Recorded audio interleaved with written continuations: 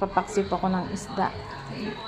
Isda po ito na ano nga tawag mo. Puro suka lang para hindi siya madudurog. Ayan. Nilagyan ko na po ng asin, paminta, at saka tong sili. Hindi na po ako lalagay ng marami pang ingredients. Yun lang. Simple lang na luto.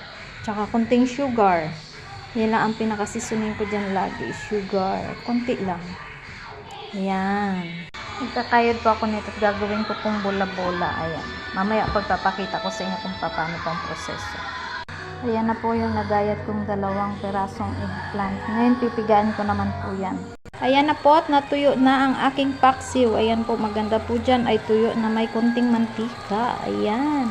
Ayan na po at napigaan ko na. Ito ang ilalagay ko dyan.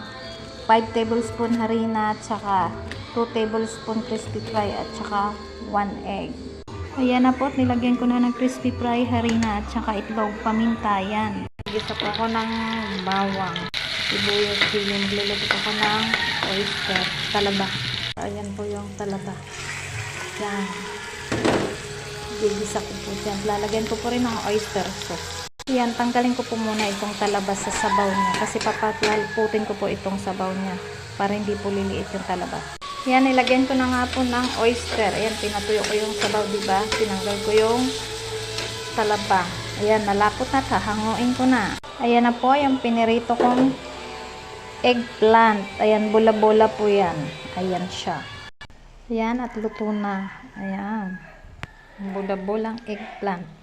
Ayan po yung paksiw at luto na. At saka ito naman ang talaba. Ginawa kong adobo. Kumbaga, sisig na rin ang labas niyan. Tsaka yung eggplant na bola-bola. Ayan. Pakasarap na po yan. Salamat sa panonood. Bye.